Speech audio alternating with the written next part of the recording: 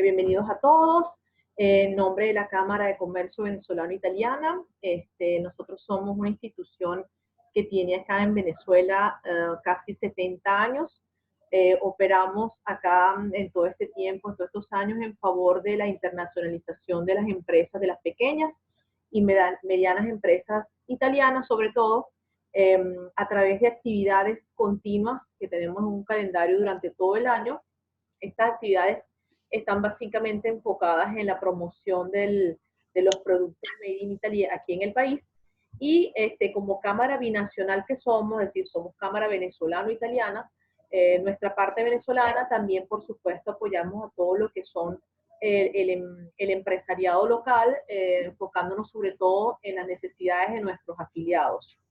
Afiliados que tenemos, digamos, en muchísimos sectores, porque hay gente que nos conoce solamente de repente por la parte de organización de eventos gastronómicos, otros nos conocen la parte de empresas industriales, pero realmente trabajamos en todo, atendemos a todos nuestros socios que tengan necesidades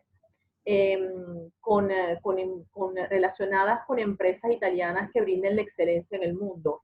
Que se hayan distinguido en Italia y sobre todo fuera de las fronteras de Italia en productos y marcas icónicas.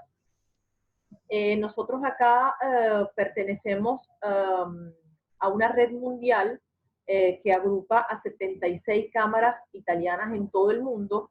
Esto permite concretar justamente una red de negocios bastante amplia a nivel mundial. Y aquí en Venezuela particularmente pertenecemos a FEDEUropa. FEDEUropa es la Federación de Cámaras Binacionales Europeas, que entre todos sus afiliados tiene más de 1.900 afiliados. Nos apoyamos como cámaras para la realización de eventos, para la promoción de actividades y la conclusión de negocios, justamente atendiendo las necesidades de todos nuestros afiliados, como les dije.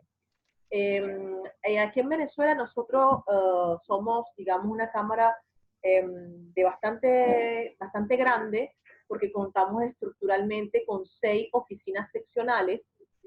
Son 6 oficinas que tenemos dislocadas en importantes, digamos, ciudades de Venezuela, como son Maracay, Valencia, Barquisimeto. Tenemos oficina en Zulia, en Maracaibo, así como también en Puerto Ordaz y en Monagas, la oficina nuestra de Maturín, que está ubicada en Monagas. Todas estas oficinas regionales nuestras están operativas y con personal allí operativo, a pesar de la pandemia. Estamos operativos todavía y seguimos atendiendo todas las necesidades de nuestros afiliados, incluso en el interior del país.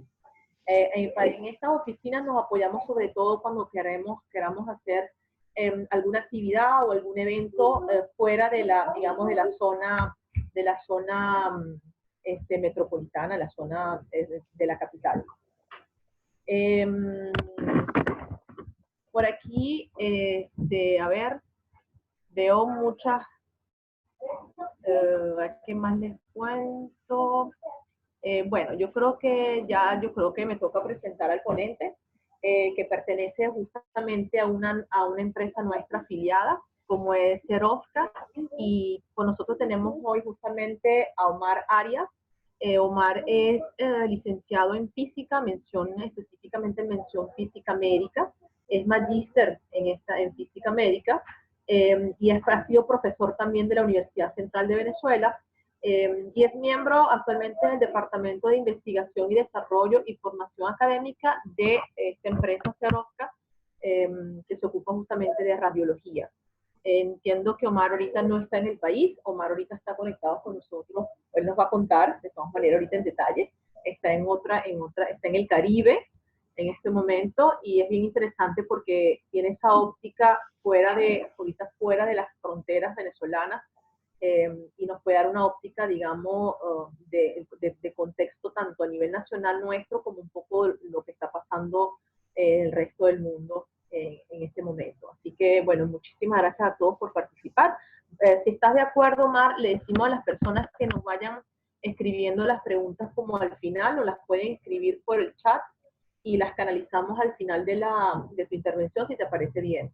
Totalmente, totalmente. Siéntanse, digamos, libres de escribir todo lo que necesiten o las dudas que puedan tener y las vamos abordando con todo gusto al final de la presentación. Exacto, exacto. Omar va a mantener silenciados los micrófonos de todos para que fluya mejor la conexión y bueno, esperemos que sea de su provecho. Así es. Bueno, muchísimas gracias de verdad, Berioska, por la presentación y por la oportunidad de conversar precisamente con todos aquellos quienes nos están viendo el día de hoy en relación y digamos a la visión, a una visión diferente de lo que ya estamos acostumbrados a ver en los medios, obviamente, digamos en el día a día en nuestras casas. Ciertamente, como Beiroska me presentó, bueno, definitivamente soy físico médico, adicionalmente he hecho el posgrado también en el tema de organización y gerencia de empresas. Y lo que queremos el día de hoy es tener una visión diferente de cómo vamos a abordar la crisis para nuestras instituciones, para nuestras organizaciones y, por supuesto, incluso para aquellos emprendedores que nos pudieran estar viendo en este momento. Así que, bueno, la intención, digamos, o el objetivo fundamentalmente de la disertación del día de hoy es un poco abordar el COVID-19, pero como una oportunidad para reinventarnos y para ver las cosas desde una perspectiva diferente. Yo quiero que el día de hoy salgamos por lo menos con una visión, digamos, un tanto variada de lo que estamos acostumbrados a escuchar, a ver y a sentir en el día a día con nuestros colaboradores, compañeros de trabajo, etc. Lo que sí, inevitablemente tenemos que comenzar un poco con el diagnóstico. Esta es la imagen al momento de hoy. Hace 5 minutos tomé el capture de esta pantalla, ¿sí? Estamos hablando de más de 6.600.000 casos a nivel mundial de afectados por el COVID-19. El tema estadístico es un tema muy interesante, ¿sí? Sin embargo, una de las cosas que yo quiero que nos quitemos de la mente en este momento es, bueno, ¿qué tan grave vamos a estar? ¿Cuándo vamos a tener la vacuna? ¿Cuál va a ser el tratamiento definitivo? Es decir, como una enfermedad nueva, uno de los principales problemas que nos conseguimos es precisamente el hecho de que la ciencia va buscando alternativas y respuestas y soluciones a los diferentes problemas que se nos van presentando con la enfermedad. Y esto ha ocurrido así de manera histórica con todas las enfermedades que se han presentado a nivel mundial. El tema de esta enfermedad en particular es que evidentemente al ser una pandemia, es decir, al estar ubicada en más de un continente de manera simultánea, etcétera, la Organización Mundial de la Salud la establece como pandemia y estamos hoy en el aquí y en el ahora. Fíjense, hay muchos temas, ¿sí? que no queremos entrar en profundidades en este conversatorio en relación a que, bueno, si los números o las cifras de Colombia o de Venezuela o de Ecuador, etcétera, son reales o están por debajo o están por encima. Es decir, quiero que también tengamos mucha claridad con esto. Estos 6.600.000 personas son casos registrados, es decir, pacientes que por alguna razón sentían algún tipo de sintomatología, en la mayoría de los casos, y a partir de allí se realizó una prueba y a partir de esa prueba de PCR quedó, digamos, registrado como un caso positivo de COVID-19. Es decir, dentro de la estadística, ese grupo de personas corresponde alrededor de un 20, un 25%. Esto quiere decir que todavía nosotros tenemos 2 tercios, de 2 tercios adicionales, digamos, tenemos más del 75% de personas que pudieran estar asintomáticas sin registrar síntomas.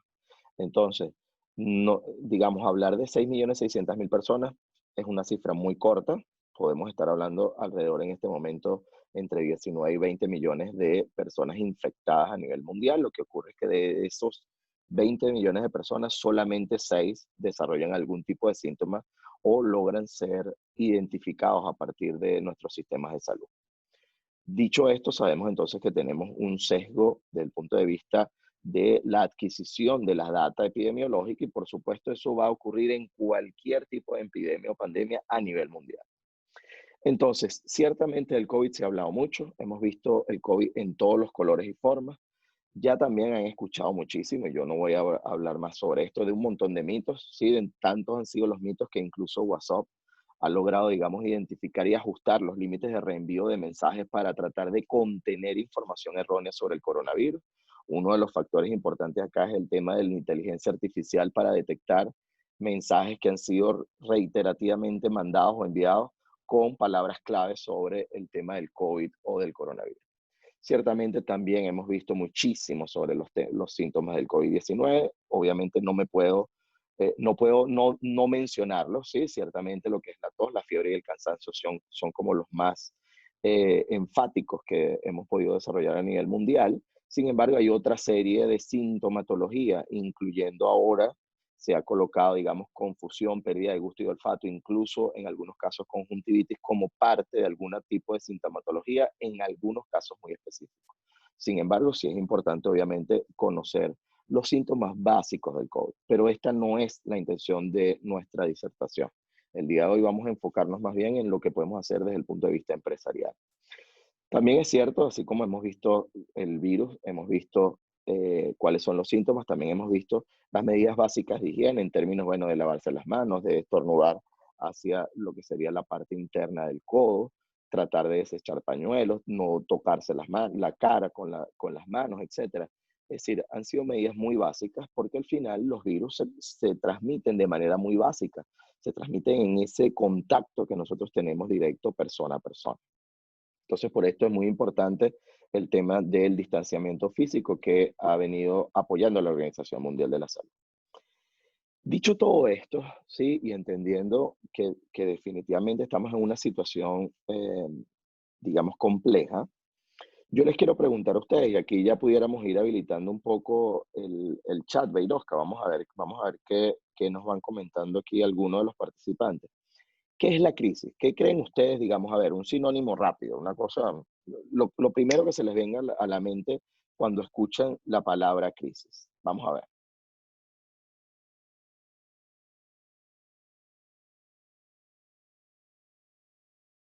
vamos a ver, a ver, a ver, a ver.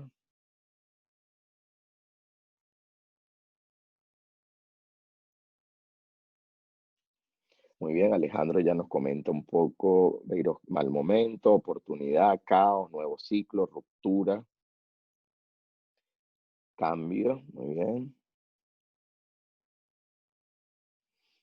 Muy bien, interesante. Sí, tenemos, digamos, visiones un poco contrastadas. Sin embargo, me llamó muchísimo la atención el aporte de Mirna y sobre ese en particular. Muy bien, Benjamín habla de desequilibrio y ajustes, excelente. Sin embargo, voy a utilizar la palabra de Mirna, caos, para poder separar digamos, dos nombres, dos palabras que son fundamentales para nosotros los físicos modernos, ¿sí? O los que utilizamos parte de la física moderna, en el sentido siguiente. Fíjense, la crisis lo hemos escuchado muchísimo. Sí, bueno, llamamos crisis a aquellos momentos en que estamos forzados a decidir, no tenemos el coraje para hacerlo, lo podemos ver o no como una determinada oportunidad, muchas otras veces también la vemos como un momento en el cual se requieren ajustes, otras tantas lo hemos visto en innumerables presentaciones, ya casi al régimen del cansancio, como ese tema de ver el vaso medio vacío, medio lleno. Sin embargo, esta conferencia no queremos hablar de esto. Lo que queremos es ver más allá del vaso, ¿sí? Poder colocarnos en otro contexto. Cuando nosotros hablamos de crisis, es que ciertamente estamos inmersos en una situación con bastante nivel, digamos, de dificultad para analizar los casos y para analizar los procesos, ¿sí? Por el contrario, cuando hablamos de caos, fíjense que en algún momento logró surgir, digamos, este sinónimo entre crisis y caos. Sin embargo, para nosotros los físicos, el caos es algo completamente distinto y se los voy a mostrar con una imagen. A partir de la física moderna, la teoría del caos, precisamente, digamos, basó su forma más sencilla de explicarlo al público como que el aleteo de una mariposa en la India podía generar una tormenta en el Atlántico. Es decir, que pequeñas perturbaciones, en este caso en el ambiente, podían llegar a generar un gran cambio en otro punto de nuestro entorno. ¿Qué ocurre con esta teoría del caos? Fíjense bien. Cuando nosotros estamos en medio del huracán, ¿sí? Y estamos justamente inmersos en el huracán, estamos buscando de sobrevivir en medio de una determinada situación, evidentemente es muy complejo poder analizar, bueno, hacia dónde se dirige, ¿Estará el viento más rápido, más lento? ¿En qué punto me debería yo salvaguardar? ¿Cómo me movilizo? ¿Hacia dónde voy? ¿Cómo voy a hacer yo con mis personas más allegadas, mis familiares, amigos, mis cotrabajadores? Es decir, no tengo forma porque estoy inmerso justamente metido viendo cómo se me va llevando, digamos, tal cual como lo vemos en las imágenes, cómo se me va llevando el mundo que yo conocía hasta ese momento.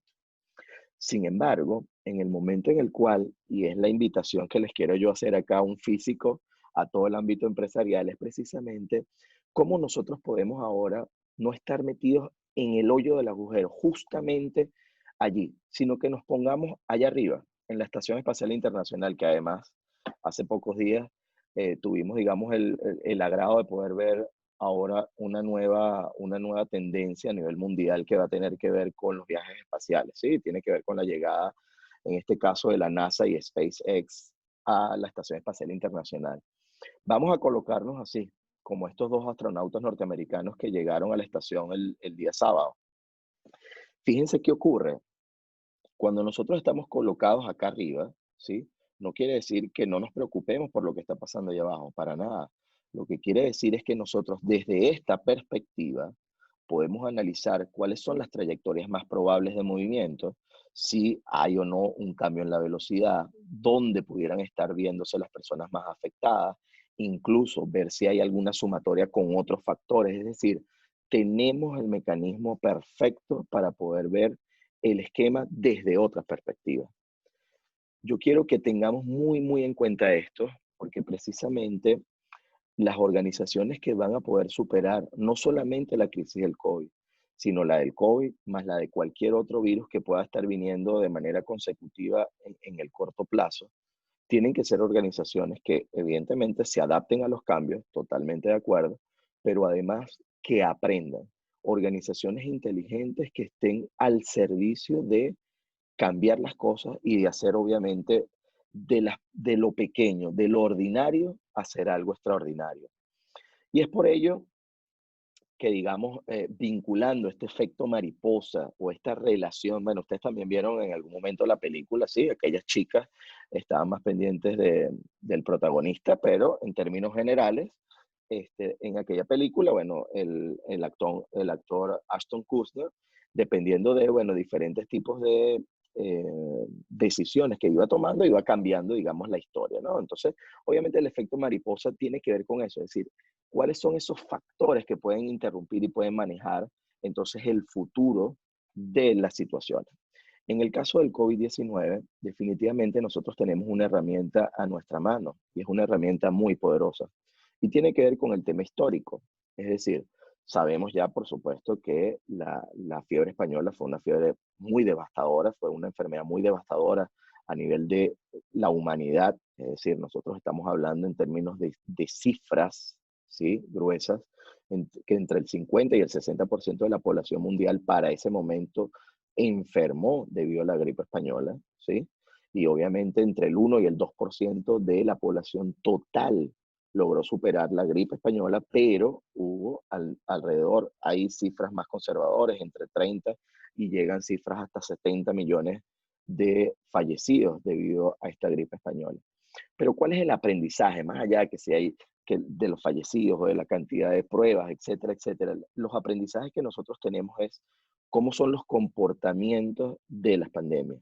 Y estos comportamientos nos sirven a nosotros, ¿sí? A nuestras empresas, nos sirven para tomar decisiones de cómo vamos a afrontar no solamente el hoy, el aquí y el ahora, no, sino cómo vamos a afrontar nosotros los próximos 6 meses, el próximo año e incluso los próximos 2 años, entendiendo que toda pandemia, cualquiera de las que hayamos analizado, obviamente esta última, 1918 hasta 1920, los últimos casos, es la que mayor cantidad de data tenemos, pero obviamente nosotros como humanidad hemos tenido pandemias a lo largo de todos los siglos.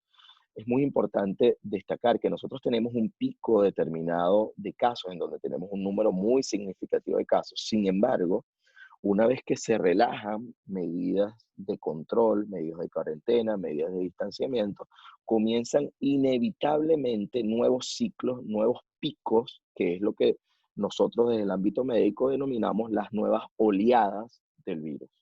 Entonces, es muy importante entender que si estamos en Venezuela, apenas estamos justamente, digamos, en la gráfica en esta posición. Estamos en la fase de ascenso de la gráfica. Si estamos viendo desde cualquier otro país del mundo, uno de los puntos importantes es que posiblemente ya superé esa gráfica, por ejemplo, en el caso europeo, ya superé ese pico. Sin embargo, esto no quiere decir que es que ya superamos el virus, para nada. Quiere decir que todavía, si no se siguen las medidas de seguridad y de adecuaciones, digamos, de cuarentena, etcétera, o de aislamiento, de distanciamiento, etcétera, pudiéramos volver a tener un repunte que pudiera ser igual, más bajo o más alto que lo que hemos visto hasta ahora. De allí, digamos, la necesidad que, bueno, que obviamente entendiendo entonces qué es lo que ocurre a nivel anterior, digamos, a nivel histórico con lo que ocurrió con la gripe española, entendiendo, fíjense muy bien, cómo comenzó con el 10% de las víctimas en la primavera del 18, tuvimos un pico fuerte a nivel del otoño del 18, en la primavera del 19, es decir, un año después, tuvimos todavía 26% de las víctimas y fue luego en 1920 cuando se pudo decir que ya se había controlado la letalidad del virus. Obviamente estamos en un momento histórico completamente diferente, por supuesto los desarrollos en términos de farmacológicos, evidentemente a estas alturas son mucho mayores, pero también mucha atención, la movilidad de nosotros como seres humanos de 1918 no la podemos comparar con la del 2020. ¿Qué quiero decirles yo con todo esto? Quiero decirles que debemos poder ver entre líneas, que debemos poder analizar y caracterizar las cosas más allá de lo que podemos ver en los medios de comunicación, en algún artículo o incluso en la Organización Mundial de la Salud. Es decir, debemos ver hacia dónde se está moviendo nuestro entorno, sí, pero sobre todo hacia dónde quiero yo mover a mi organización, a mi empresa o a mi emprendimiento. Entonces, cerrando el tema el tema histórico, obviamente uno de los puntos importantes fue cómo se manejaron dos casos muy particulares en 1918, uno el caso de Filadelfia, otro el caso de San Luis en los Estados Unidos, y cómo, bueno, se ocurrió un determinado primer caso, no se realizaron los mecanismos de contingencia, de cuarentena, de distanciamiento, etcétera, sino muy posterior, es decir, casi 15 días posterior al descubrimiento del primer caso, y esto dio consigo un pico demasiado significativo a nivel de Filadelfia. Por el contrario, el caso de San Luis demostró más bien inmediatamente, apenas se detectó, a los 2 días teníamos un cierre, un distanciamiento, una cantidad de medidas que dieron lugar a lo que nosotros denominamos el aplanamiento de la curva. ¿Qué ocurre con esto? Y aquí este es otro de los puntos muy importantes que habrán escuchado en algunos, digamos, en algunos medios, muchísimos epidemiólogos, incluso muchísimos especialistas a nivel mundial, ¿sí? Han hablado sobre la necesidad de aplanar la curva. La intención de aplanar la curva es que evidentemente yo no tengo un pico como el que vemos en el caso de Filadelfia, sino que voy teniendo casos, pero en un tiempo más prolongado. Esto quiere decir que yo no logro llegar a colapsar el sistema de salud público y por lo tanto logro frenar un poco lo que pudiese ser la cantidad de fallecidos en un momento determinado. Sin embargo, el caso particular de San Luis, evidentemente, fíjense que en un momento determinado tienes un pico, no tan alto como el caso de Filadelfia, pero logras nuevamente controlar. Entonces, ¿qué ocurre? Definitivamente, uno de los puntos que tenemos nosotros como ciudadanos es protegernos a nosotros mismos para protegernos a todos. Y de esta manera, por supuesto, en la medida en la cual nosotros mantenemos las medidas de control y las medidas de distanciamiento social, por supuesto, vamos a disminuir riesgos. ¿Qué significa con esto? En muchos países se pensó primeramente que el tema de las medidas de distanciamiento iban a ser algo muy puntuales. Es decir, bueno, esto pasará durante estos 15 días o este mes o estos 2 meses y ya listo. No tengo por qué estar preparándome para nada, nada más alejado de la realidad. Por el contrario, aquellas organizaciones que entendieron que esta crisis no va a ser una crisis con inmediatez de resolución, sino que va a ser una crisis extendida, vamos a tener una cantidad de situaciones complejas de manera extendida, han estado aprovechando el tiempo. Y cuando nos referimos a aprovechar el tiempo, significa, si yo tengo un comedor, necesito colocar el distanciamiento adecuado, si necesito establecer, por ejemplo, barreras físicas entiéndase vidrios en algunos casos, lo hemos visto un poco más exagerado, por ejemplo, en el caso de China o en el caso de Corea del Sur, en donde han colocado cubículos para comer. Sin embargo, obviamente por el tema de costos es sumamente complicado para nosotros en Venezuela. Lo que sí es que debemos entonces reformular todo, desde dónde tomamos café o dónde tenemos el comedor de nuestros trabajadores, hasta incluso cómo van a ser las reuniones en el día a día, sobre todo aquellas empresas mucho más grandes en donde tenemos, por ejemplo, auditorios, etcétera. Todo va a estar cambiando y ese cambio nos va a traer desde ahora al menos hasta el 2022 y eso dependiendo de cómo sean las mutaciones del virus o si vienen otros virus, etcétera. Es decir, quiero que entendamos que la situación lo que nos está impulsando es a cambiar la manera en cómo nosotros veíamos la realidad hasta el día de hoy. Entonces, ciertamente, uno de los puntos, digamos, favorables o más positivos que tenemos del tema del COVID es precisamente la capacidad de contagio. La capacidad de contagio del virus es uno de los más bajos, ¿sí?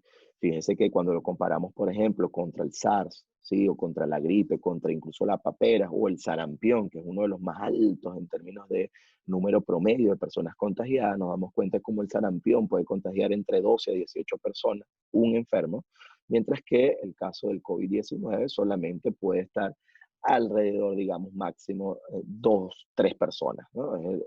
Acuérdense que aquí estamos hablando en términos estadísticos, ¿no? A nivel mundial.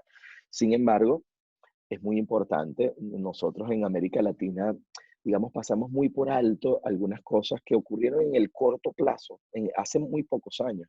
Nosotros tenemos el tema del SARS, ¿sí? El tema del MERS, que han sido coronavirus, en estos casos provenientes de digamos, no de elementos ya hacia China, sino más hacia el tema, digamos, en el norte de África. Sin embargo, lo que aquí está ocurriendo es que nos estamos dando cuenta que en el corto plazo hemos visto, debido a la movilidad de personas, hemos visto cómo los virus pueden ir perfectamente moviéndose y ocupando espacios, ¿sí? Así que muy importante comprender que uno de los puntos, sí, muy positivos o más positivos del COVID-19 es su baja capacidad de contagio.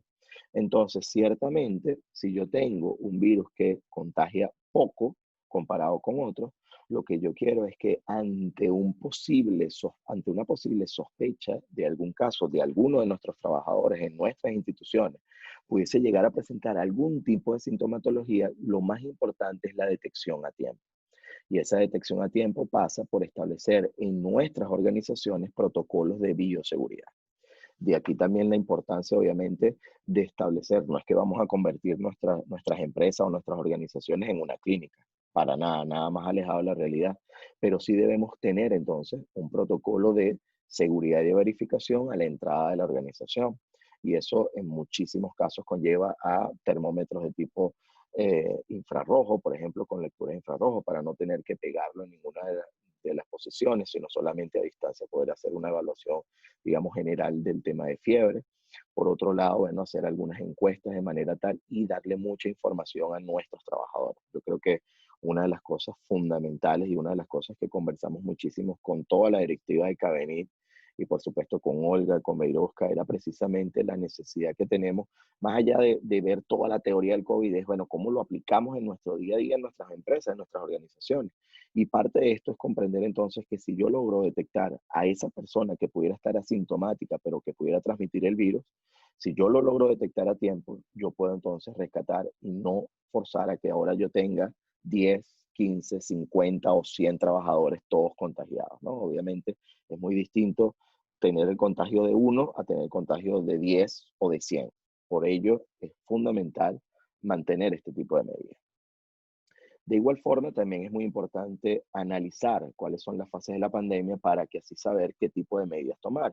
Y esto está muy claro, es decir, esto lo hemos visto, digamos, en las diferentes etapas y en los diferentes momentos que ocurrieron durante todos estos meses a partir de enero, en donde teníamos una primera fase, en donde la gente se estaba preparando porque sabíamos que inevitablemente iban a llegar los casos.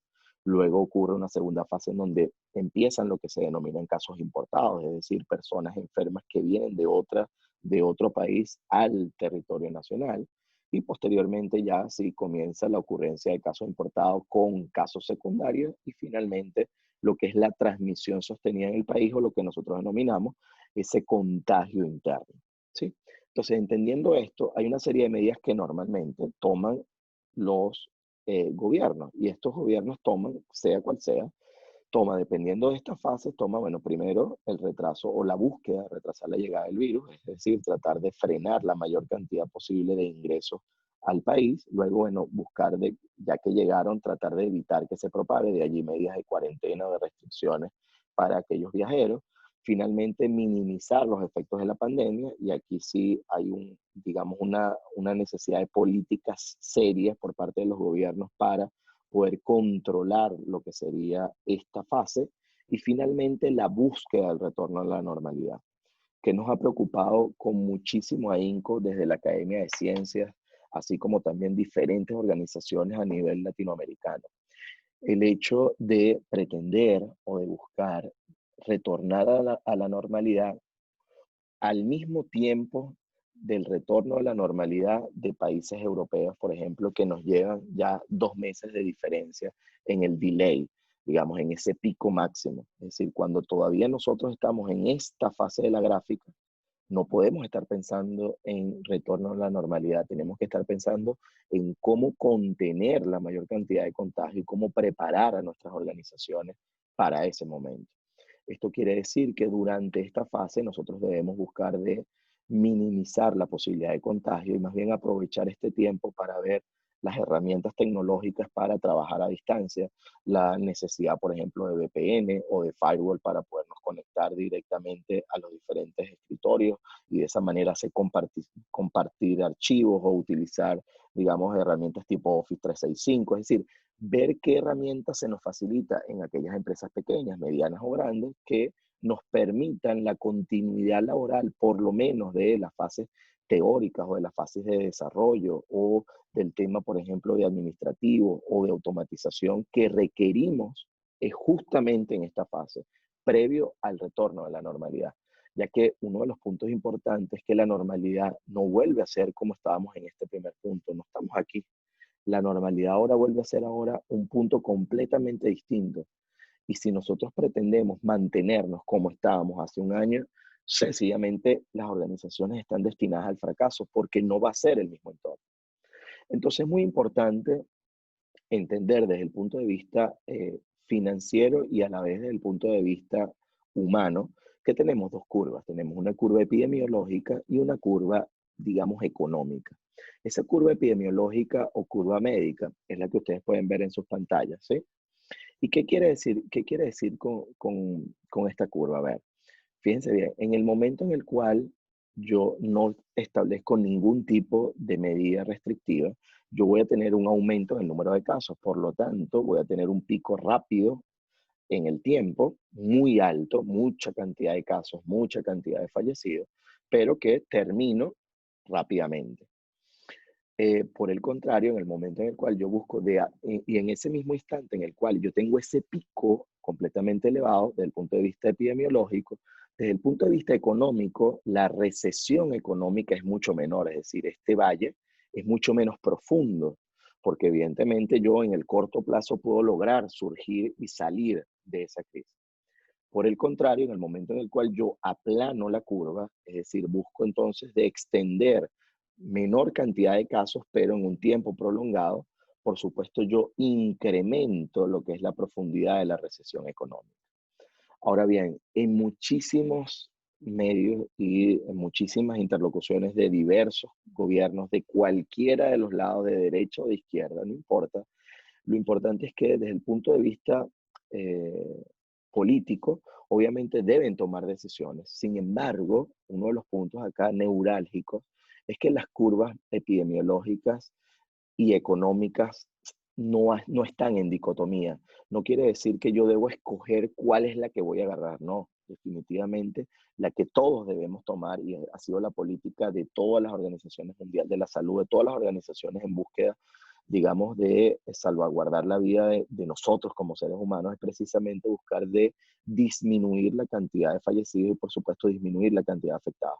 Entender siempre que la curva médica o la curva epidemiológica va por encima de cualquier curva económica.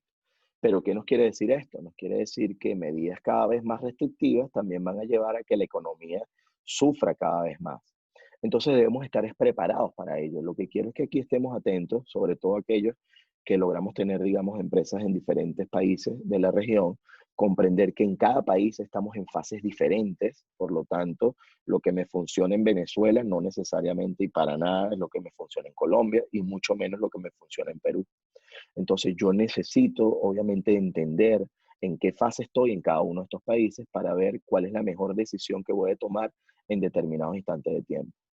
Otro de los factores muy importantes que además yo disfruto muchísimo, ¿no? Que es de la parte de la física moderna, tiene que ver con el dinamismo. Es decir, en un momento determinado, hace muchos años, digamos hace 100 años, la física era como muy estática. Nosotros teníamos un carrito y si tú tenías las condiciones iniciales, sabías a dónde iba a llegar, a qué velocidad, etcétera. Ahora no, ahora la física moderna introduce muchísimas más variables en donde analizamos el roce, la velocidad del viento, el combustible, etcétera, etcétera, etcétera. Y cada una de esas medidas proporcionará mayor información para ver qué más seguro, digamos, qué más probabilísticamente hablando, qué es lo más probable que ocurra. Entonces, los invito a que pensemos, en este caso, con esa física moderna, es decir, que no pensemos de manera pragmática, en blanco o negro, sino que veamos cuáles son las probabilidades que tiene mi organización en determinados mercados y cuáles son las decisiones que yo puedo tomar y cuáles son esas probabilidades, que lo veamos todo en términos de qué es más probable, qué es intermedio probable y qué es muy bajo probable, porque no quiere decir, digamos, no descartemos opciones. Eso es lo que quiero que tengamos, digamos, analizando con este punto.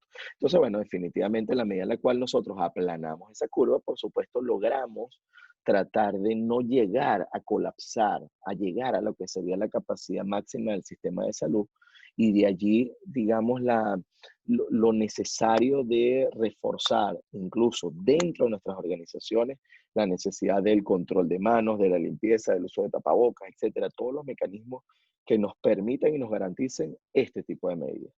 Entonces, obviamente, ante un posible colapso del sistema de salud y sobre todo en el caso de América Latina, donde tenemos servicios de salud que son muy vulnerables, quiero que entendamos que en el momento en el cual lo colapsemos, no sabemos qué tan rápido podamos nuevamente reponerlo. Y es aquí donde quiero que tengamos algunas imágenes. Fíjense, esto es cantidad de camas de cuidados intensivos por países. Fíjense cómo Estados Unidos, Alemania, Italia, Francia, Corea del Sur son uno de los países que tienen mayor cantidad de camas de cuidados intensivos por cada 100.000 habitantes y son precisamente aquellos que ya hemos visto cómo en las últimas semanas han colapsado sus sistemas de salud.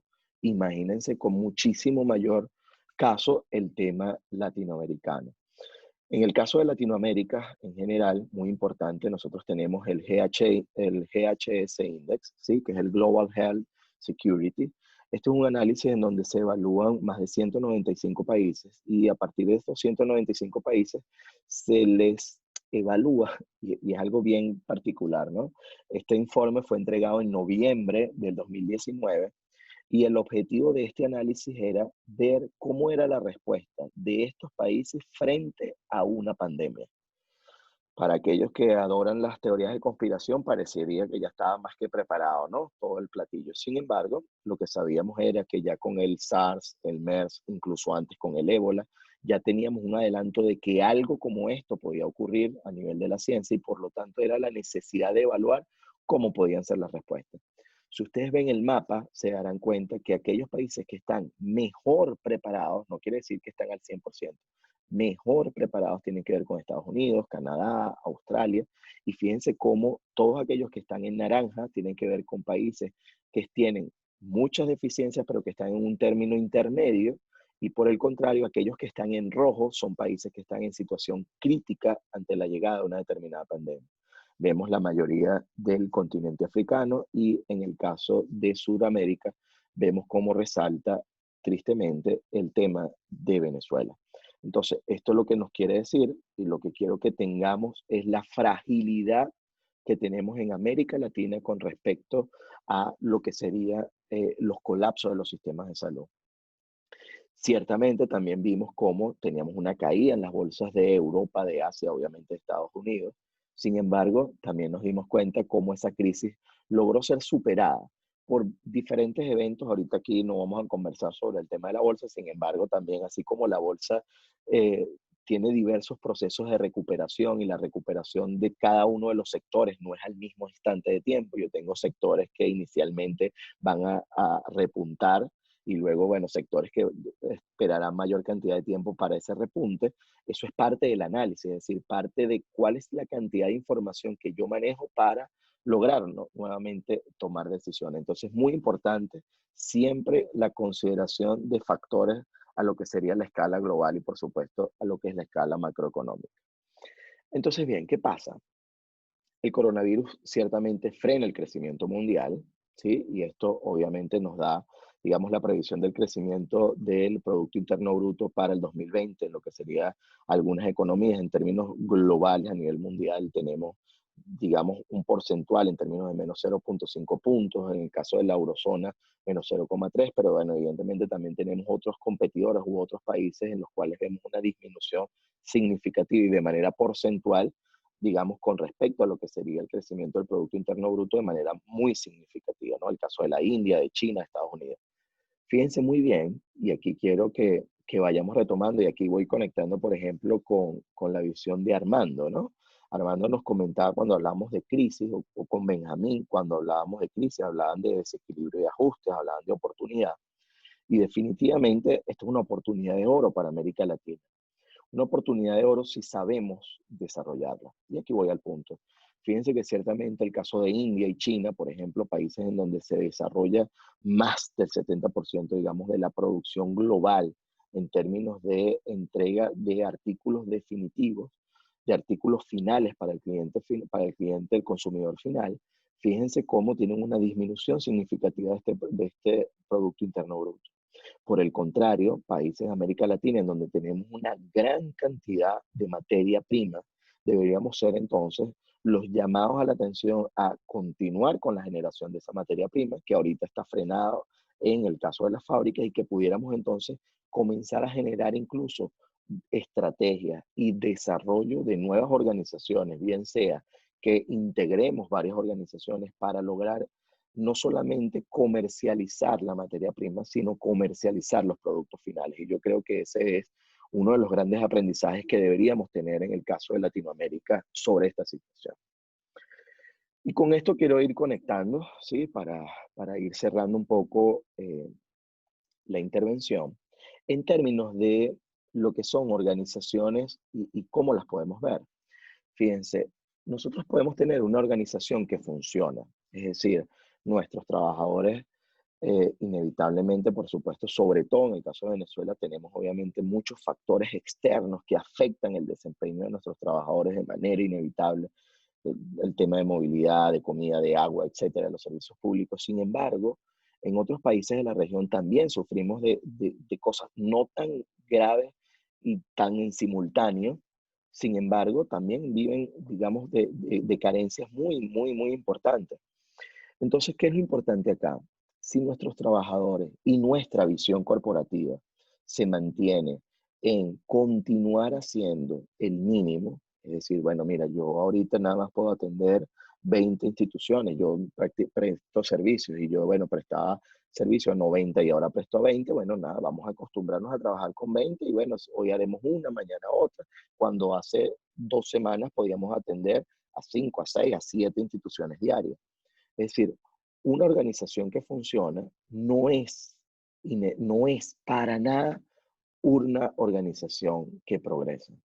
Si nosotros queremos tener una organización que progresa, tenemos entonces que convertir a nuestras organizaciones en organizaciones que aprenden, porque son estas las que pueden llegar a progresar. Si nosotros nos mantenemos estáticos, como esa física vieja, o nos quedamos dentro de lo que es la conflictividad que trae consigo ese huracán, inevitablemente vamos a estar sobreviviendo en el día a día. No va a haber manera posible en la cual nosotros logremos agarrar una bocanada de aire que nos permita ver o analizar desde otra perspectiva. Entonces, Para poder vincular nuestras organizaciones a lo que se ha denominado la gestión del conocimiento, yo lo he tratado de vincular no solo por una parte lo que es la gestión del conocimiento a esas organizaciones que deben estar aprendiendo en medio de esta situación de crisis, sino además vincularlo con la cultura de seguridad, ese gran paraguas que nosotros debemos tener para protegernos, proteger a nuestros amigos, nuestros familiares y por supuesto a nuestros trabajadores. Nosotros tienen algo en común, esa cultura de seguridad y esa gestión del conocimiento. Uno de los primeros aspectos tiene que ver con el ADN de compartir. Cuando me refiero al ADN del compartir, nos referimos al ADN de compartir información. Es decir, comprender que en una era tan automatizada como la que vivimos, en una era en donde a un solo clic de distancia y más ahora tenemos la posibilidad de entrar a la biblioteca de Cambridge o a la biblioteca de Harvard de manera gratuita y ver más de 10.000 libros. Eso es algo que nosotros en nuestra vida no nos va a dar tiempo suficiente de poder analizar, pero también tenemos acceso a ciclos, por ejemplo, a seminarios como este, a movimientos que no solamente, fíjense, en un momento determinado uno pensaría que las cámaras de comercio, bueno, nada más estarían enfocadas, sí, ciertamente, al tema, por ejemplo, de los vinos o de las catas o, bueno, de un tema gastronómico, del chocolate, y no, para nada. Es decir, hoy por hoy son precisamente, y yo aplaudo enormemente la oportunidad que brindó Cabenit para la realización de este conversatorio, porque estamos dándole un poco más allá a todos los que serían nuestros agremiados y en mi caso particular a todos quienes conformamos parte de este tipo de organizaciones. Y parte de ese dar más pasa por el compartir la información. ¿Cómo podemos estar viendo una determinada cantidad de datos de una manera completamente diferente uno u otro caso? Pero que cuando hacemos sinergia y cuando combinamos esas dos visiones, podemos tener una nueva visión completa, mucho más profunda, con muchísima mayor cantidad de análisis y que nos puede dar grandes resultados. Lo mismo ocurre, ojo, puertas adentro dentro de la organización. Si solamente, y yo siempre lo recuerdo con bastante agrado, es el hecho de que nosotros tengamos una estrategia no quiere decir que haya alineación estratégica. Nosotros debemos buscar que ese compartir de información y que ese compartir de estrategia se traduzca también en una alineación de todos los que hacen parte de la organización para poder todos remar en la misma dirección y poder ya sacar el barco adelante. Por otro lado, si bien es cierto, podemos compartir toda la información suficiente y necesaria, también es necesario desarrollar competencias. Y ese desarrollo de competencias pasa por ubicar al mejor talento en las mejores posiciones. El tema del talento ha sido un tema de bastante discusión digamos, en los foros, en los chats, en los congresos, en los conversatorios de talento humano, debido a que, bueno, se ha hablado de muchísima salida de talento de Venezuela, ciertamente ha ocurrido con muchísima frecuencia. Sin embargo, cada día más demostramos que día a día tenemos gente talentosa. Gente que se levanta y que, bueno, mira, a pesar de las circunstancias, llega a su trabajo y a pesar de todas las circunstancias en la casa, continúa impulsando los cambios. Miren, ese talento es una cosa bárbara. Yo creo que esa capacidad de resiliencia, esa capacidad de adaptarnos a los cambios, ha sido una cosa, creo que la traducción o el sinónimo en el diccionario de la Real Academia Española debería ser resiliencia igual a venezolano. No hay otra alternativa, por lo menos en el corto plazo. Sin embargo, también hemos visto cómo en el caso europeo les ha costado más salir. Sí, yo lo hablaba esta mañana en otro conversatorio con un ingeniero español encargado de otro tema que era el tema nuclear, de las centrales nucleares. Y él me comentaba, bueno, mira, Omar, ustedes en Latinoamérica, mira, yo veo con asombro cómo logran salir de las cosas y cómo, bueno, cómo buscan de resolver. Nosotros tal vez nos estancamos más, salimos como más difícil de la situación. Y es porque, bueno, hemos estado tan inmersos a nivel latinoamericano con tantas fallas que evidentemente sabemos cómo podemos entonces tratar de resolver esa coyuntura que se nos va presentando. Entonces creo que el desarrollo de competencias pasa por dos fases. La primera, las competencias que requerimos para generar un impacto en nuestra organización. Fíjense, uno de los puntos más importantes que considero dentro de lo que es la gestión del conocimiento y dentro de si queremos impulsar a que nuestra empresa, a pesar de lo que esté ocurriendo afuera, pueda crecer, es convertir el conocimiento en impacto. Esto quiere decir, no es que, bueno, mira, estamos en cuarentena o yo tuve que reducir la jornada laboral o hay otra gente en donde, mira, trabajamos 3 días y otros 2 días trabajamos en casa. No se trata que esos 2 días en casa estamos pensando y analizamos y leemos un libro y vemos una disertación y leemos poesía. No, no. Se trata de ver cómo ese conocimiento y cómo esa información van a generar un impacto en la nueva organización, en el nuevo esquema y en la nueva realidad que vamos a tener en el país. Si no lo manejamos de esa manera, sencillamente lo que estamos es perdiendo el tiempo. Tiene que invertirse ese tiempo en generar un impacto real que se traduzca en disminución de costos operativos o en aumento de la rentabilidad, en disminución de... eso es lo que estamos buscando con la gestión de conocimiento. Si no, no estamos haciendo nada. Por otro lado, debemos establecer agendas, ¿sí? Yo creo que, bueno, todos aquellos quienes nos están viendo en el día de hoy, sin embargo, después esta conferencia la tendremos allí en el canal de YouTube, de manera tal de que la podamos compartir con otros. Pero la idea es que establezcamos agendas que nos permitan trabajar en diferentes escenarios de manera paralela y que nos permitan entonces desarrollar esas competencias en un tiempo más prolongado. Otro de los puntos importantes, y yo creo que uno de los más neurálgicos que tiene que ver con cómo queremos nosotros impulsar a nuestras organizaciones en un espacio crítico como el que tenemos hoy por hoy a nivel mundial, tiene que ver con el cuestionamiento. Hemos escuchado hasta el cansancio, no importa la organización que ustedes quieran agarrar, en el país que ustedes quieran agarrar, el lema de yo tengo 30 años haciendo esto y así está bien hecho. Ciertamente hay mecanismos y hay procesos, procedimientos que se han podido enmarcar y han podido establecerse en el tiempo de manera rutinaria.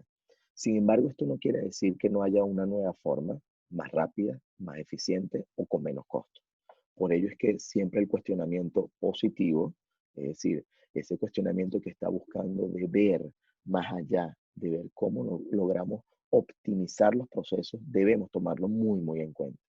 Y una de las grandes ventajas que tenemos es que obviamente aquellas organizaciones que puedan ser, digamos, más antiguas en términos de tratar de hacer cambios, con donde las directivas tienen mucha más edad y que están más renuentes a los cambios, tienen que también aprovechar el tema del impulso de los jóvenes, que lo ven de una manera completamente distinta, ¿sí? El tema de las redes sociales, el tema de la comunicación, de la facilidad que tenemos para ubicarnos y para estar en un momento determinado trabajando de manera simultánea, por ejemplo. Entonces, el cuestionamiento positivo es vital si nosotros queremos impulsar a nuestras organizaciones hacia arriba, y sobre todo en un tema, en una situación como esta. Otro de los puntos de ese paraguas tiene que ver, por supuesto, con el liderazgo, es decir, comprender que el liderazgo no es solamente de lo que están arriba, sino que hay un liderazgo incluso desde el liderazgo que yo como persona quiero impulsar. Y una de las cosas que yo busco de promover continuamente dentro de mi organización y en cada espacio que tengo es precisamente lograr de establecer ese granito de arena, entender que cada uno de nosotros puede hacer de verdad de lo ordinario algo extraordinario. Nosotros podemos hacer con nuestro día a día impulsar nuevas cosas. A mí me asignaron una determinada tarea, oye, ¿qué otro plus puedo yo sacar de la tarea? ¿Qué análisis que todavía a mí no me han pedido yo puedo llegar a desarrollar? Y yo creo que eso es lo que tenemos que ir construyendo, es decir, construir esa cultura dentro de la organización que se basa precisamente en establecer esos factores y esos mecanismos de liderazgo, no solamente de manera individual, sino de manera colectiva, que entendamos también que en la medida en la cual la organización le va bien, a nosotros nos va bien. Con este punto, quiero recordar también, en el caso latinoamericano, tenemos la experiencia, por ejemplo, en el caso de Colombia, en el caso de Perú, de Chile, hemos visto cómo en muchísimos de los casos, muchísimas de las organizaciones han buscado de disminuir la jornada laboral y con ello también disminuir el ingreso de los trabajadores, ¿sí? Por lo tanto, este es un punto, digamos, muy, muy neurálgico en términos de cuál es el nivel de compromiso. Y aquí conecto con lo que serían los espacios colaborativos. Es decir, si el nivel de compromiso de nuestros trabajadores y de nosotros como empresarios puede llegar a ese punto, digamos, común, en donde entendemos que la organización debe no solamente sobrevivir, debe crecer en medio de la crisis, tenemos que buscar espacios colaborativos, sean asíncronos, síncronos, es decir, que estemos ahorita conectados todos en el mismo tiempo, o que mira, no importa, bueno, cada quien se conecta en el momento que puede y aporta, o bueno, yo me conecto y lo coloco en el Google Drive y de esa manera voy desarrollando cosas, es decir, tenemos que buscar espacios colaborativos de manera tal, si queremos mantener nuestro salario o incluso queremos superar nuestro salario, pero es posible. Es decir, es posible siempre y cuando este trabajo y esta colaboración, esta búsqueda de mayor cantidad de actividades sea y estén enmarcados en búsqueda de generar un impacto positivo para nuestra organización. Ahora, nosotros podemos, digamos, ¿cómo ven a las organizaciones? Bueno, primero, nadie sirve para todo, todos sirven para algo y de aquí lo importante también de identificar cuáles son esos puntos fuertes que tienen cada uno de nuestros trabajadores para que desarrollen esas potencialidades en estos tiempos clave. Y uno de los puntos con los cuales, digamos, yo me tropecé al principio de mi carrera, yo estaba haciendo dos carreras, después dos posgrados en simultáneo, no sé, no tenía 24 años y ya tenía, digamos, eso desarrollado y venía el tema de, bueno, es que no tienes experiencia, etcétera, etcétera. Ciertamente la experiencia es importante, pero es insuficiente. Y voy más allá. En un contexto como el que vivimos actualmente, los que más sufren, increíblemente, son aquellos mayores a 40 años, aquellos que han tenido la menor probabilidad de interactuar con el medio virtual. Ustedes ven un muchacho de 20 años que les están diciendo, mira, es que bueno, está colapsada, no importa, yo está inmerso dentro de sus redes sociales, la universidad, las clases, ahora están haciendo clases online de diversas universidades a nivel mundial, en algunos casos hasta gratuitos, tienes academias de Google que te certifican, es decir, ellos están en un mundo virtual y en un mundo bien automatizado. Es precisamente a otra generación a la que más les afecta. Y es esa generación la que tiene una experiencia que ciertamente es importante, pero que en este momento ninguno ha vivido el momento de la gripe española. Entonces, ahorita este momento es un momento distinto para todos. Y precisamente el aportar, bueno, cómo yo enfocaba una determinada o un determinado conflicto de una determinada manera, tal vez nos pueda servir para esto, pero tal vez aquella persona joven que todavía ni siquiera ha llegado a presentar algo más allá del COVID, también nos pudiera dar una información muy importante y una visión muy importante, muy actualizada e incluso con todas las herramientas virtuales al alcance para desarrollar.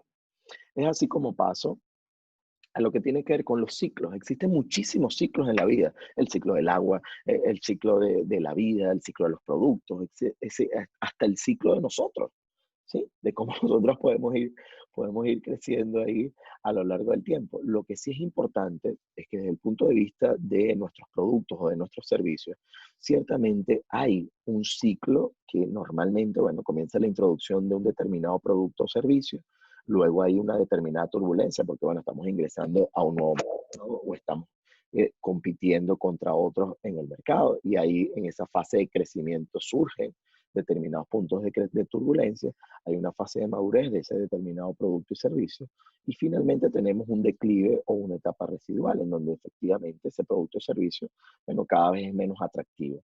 ¿Qué tenemos que buscar? Bueno, ciertamente de impulsar a que nuestra organización continúe se mantenga en ese continuo crecimiento exponencial.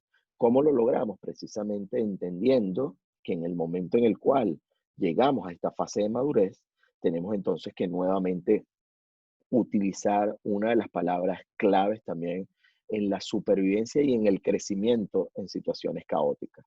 Y tiene que ver con la innovación. Precisamente es la innovación la que nos va a permitir a nosotros generar esta escalada.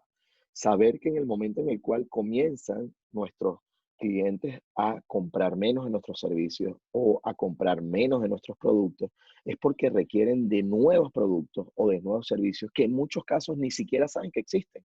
Y precisamente entonces la clave debe ser que considerando que el entorno de las organizaciones son cambiantes, se deben tomar entonces, sí, por supuesto, en cuenta el pasado, pero sobre todo la innovación hacia el futuro. Así que definitivamente pasa inevitablemente por la necesidad de ese crecimiento de la organización, pasa inevitablemente por la innovación, por comprender y entender que la innovación va de la mano no de la edad, ojo. La innovación va de la mano del empeño que nosotros querramos poner en nuestras determinadas actividades y en nuestros determinados procedimientos y procesos dentro de esas organizaciones. Entonces, ocurre, y por aquí vamos a leer aquí rápidamente, así vamos conectando para que sea más dinámico, ¿sí?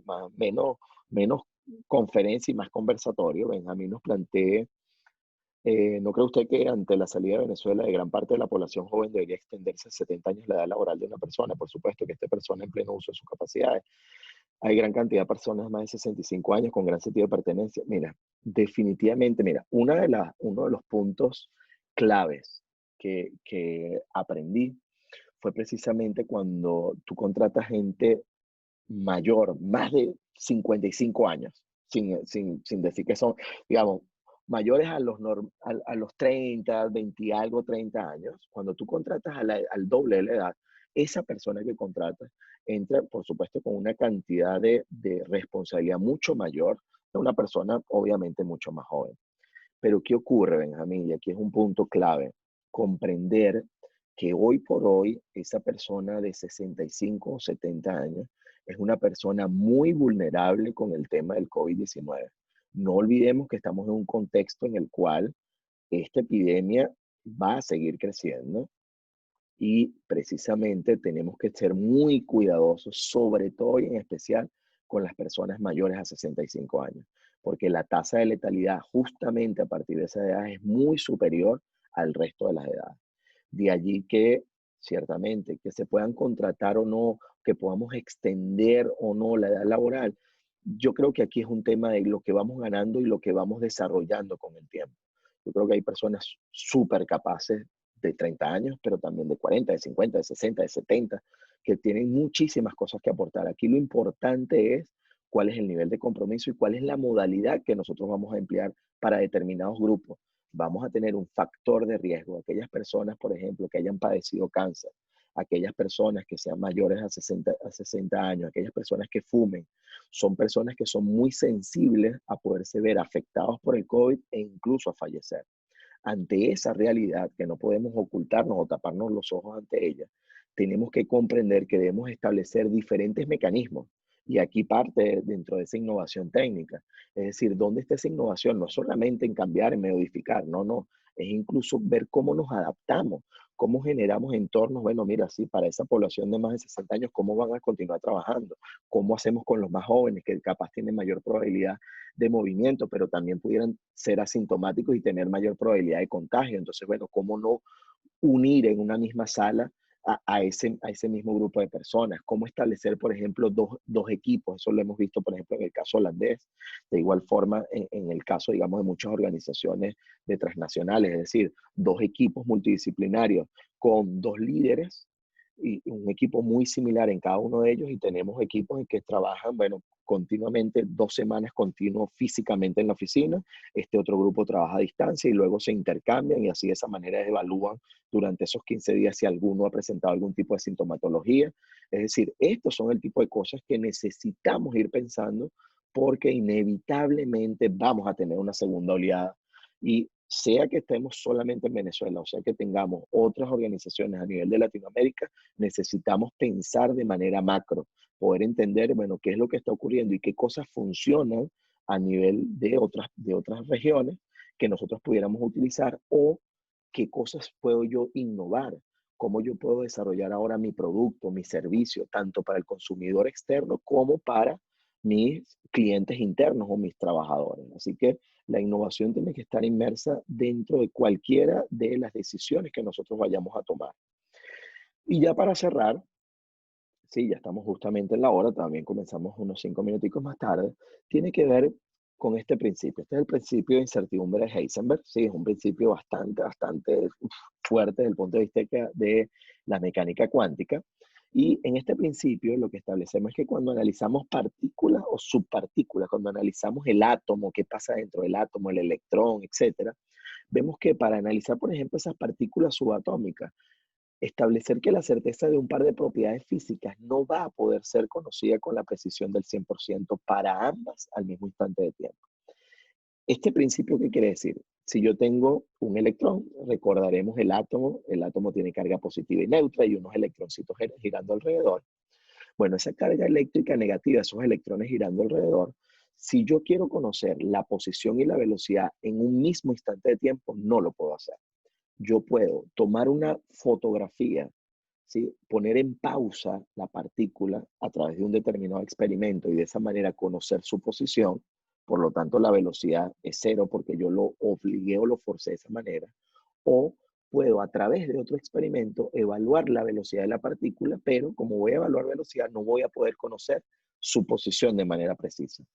Muy bien, yo he querido comparar este principio de incertidumbre de Heisenberg de la física moderna.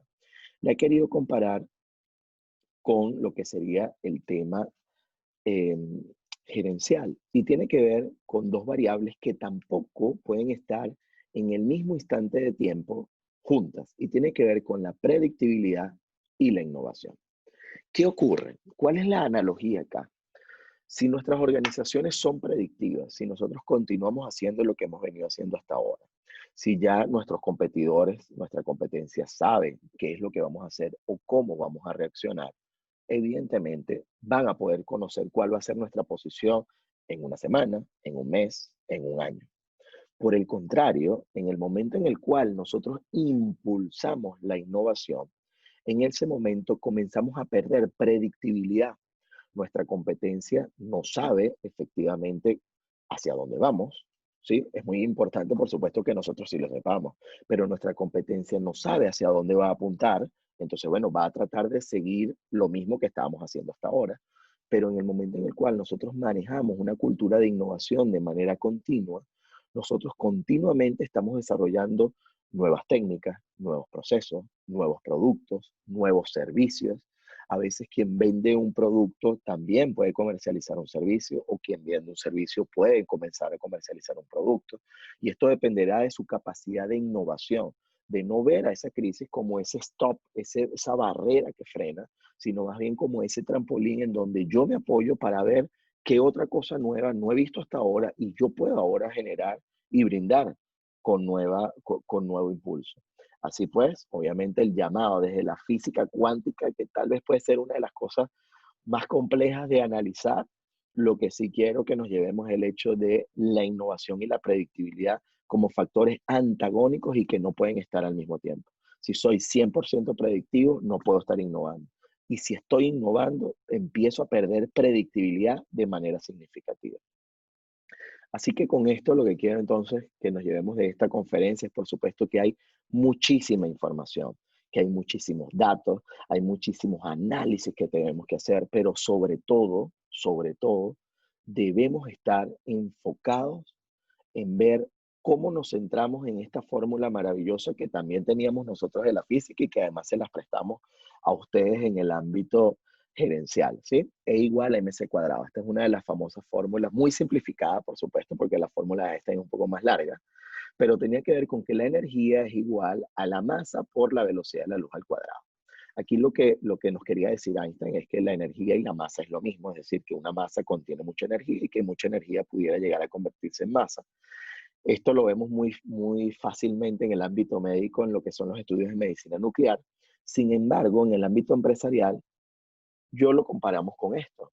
Y tiene que ver con que las ganancias son iguales al marketing, por supuesto, pero fíjense cómo el marketing ha venido cambiando de manera significativa, mucho más ahora en el caso de Venezuela, en donde incluso hasta el tema de DirecTV afecta el tema del marketing y por lo tanto quienes se vieron reforzando el tema de las redes sociales comprendieron y tienen un paso más adelante aquellos que hicieron grandes inversiones a nivel de marketing, por lo menos de manera local.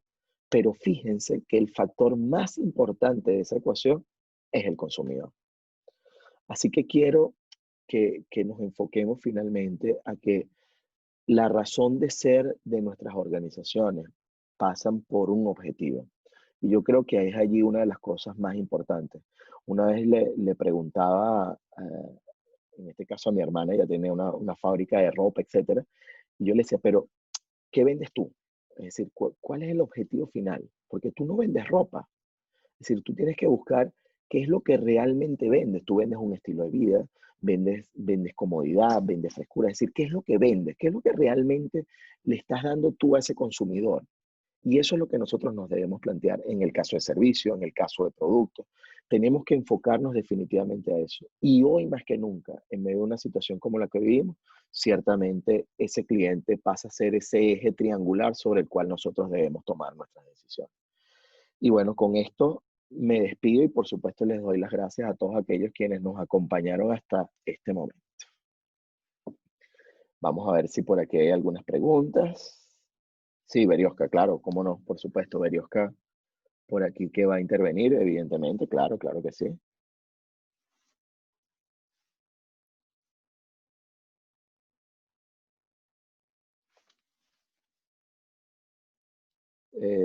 Permíteme, Berioska, porque no te escuchamos. Vamos a ver aquí, si le das al micrófono. Ok, ahora sí. Ahí sí, perfecto.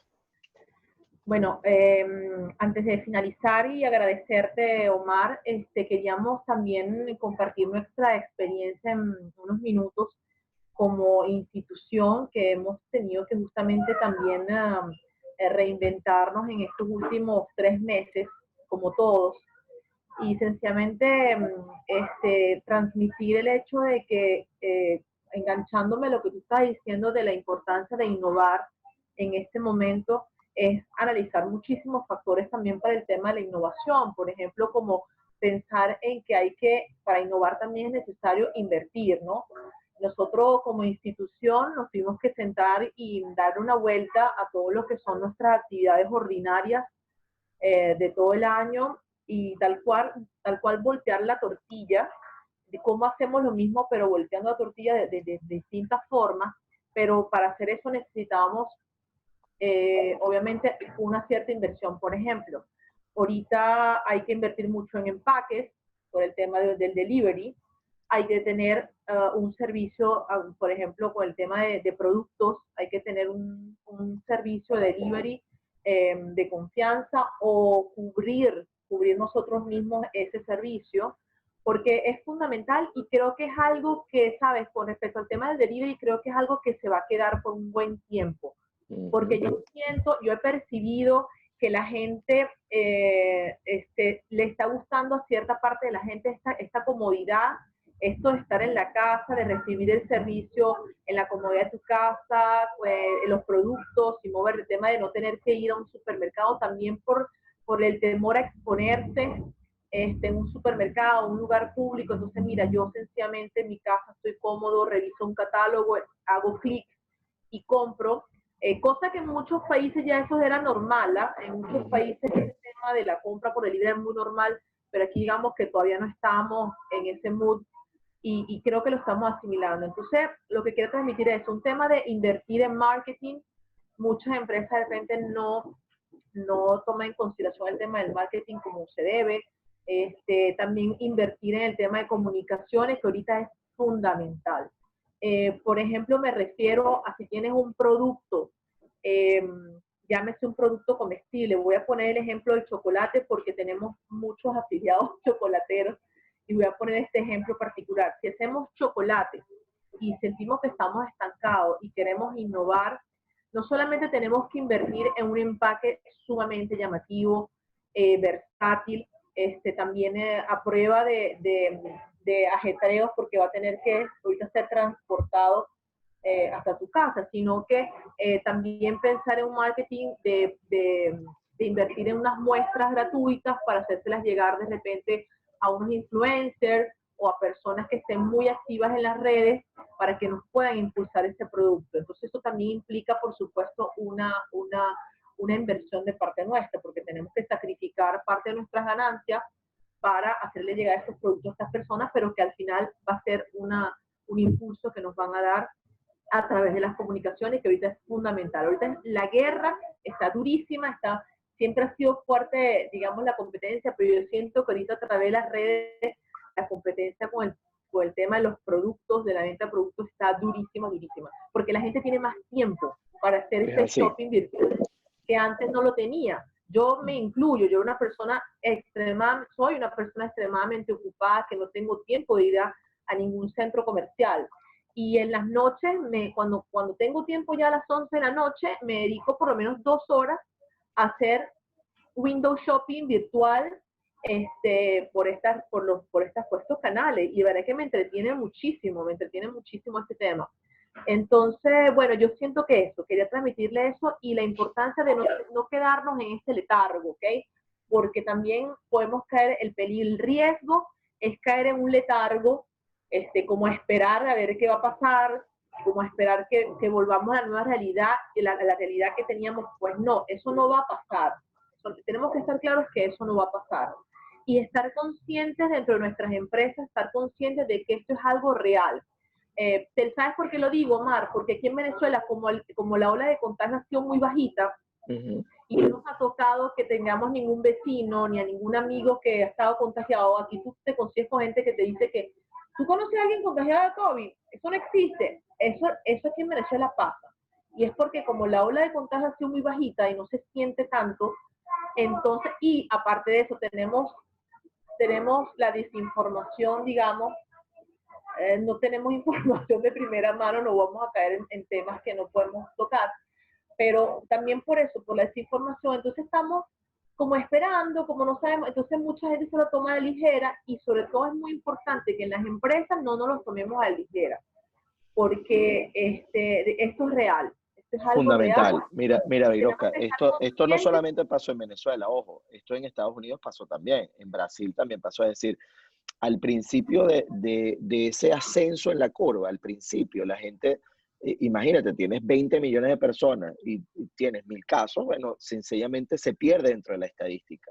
En el momento en el cual esto comienza a crecer, comienza la cosa a complicarse. Entonces, definitivamente, el llamado es a que entendamos que dentro de nuestra organización no podemos bajar la guardia, que tenemos que entender que estamos en una guerra y como en toda guerra tenemos que estar muy alerta, ¿no? Y tenemos que cuidar, por supuesto, a los nuestros, saber cómo lo vamos a desarrollar, cómo es el transporte, cómo poder garantizar la mayor seguridad posible.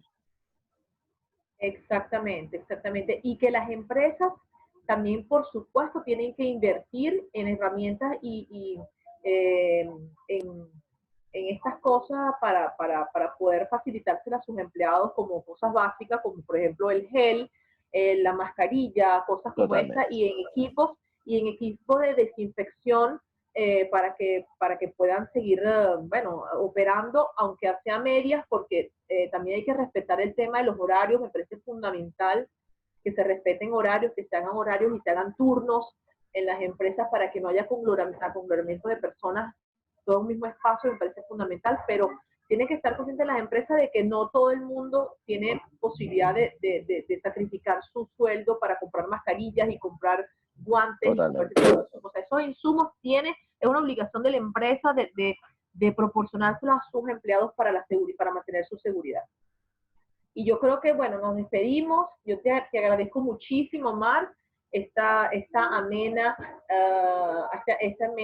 intervención. De verdad que para mí fue muy ameno escucharte. Espero que para los demás también. No sé si hay preguntas, yo creo que no. Creo que no. Las personas lo que están pidiendo realmente es que puedas compartir tu presentación. Y eso creo que es todo. No sé si hay alguna pregunta, ¿tienen chance? No. Ok, perfecto. Bueno, nosotros tanto a través de Cerovka como a través de Cabenice seguimos a la disposición de cualquiera de las personas que han intervenido para sugerencias, que nos quieran preguntar cualquier cosa, y sobre todo los afiliados que no dejen de contactarnos y de proponernos cosas para poder seguir creciendo juntos y apoyarlos. Totalmente. Chao, Marc, que esté muy bien. Bueno, muchísimas gracias. Igual, saludos a todos y de verdad, muchísimas gracias por acompañarnos en la tarde de hoy. Gracias a todos.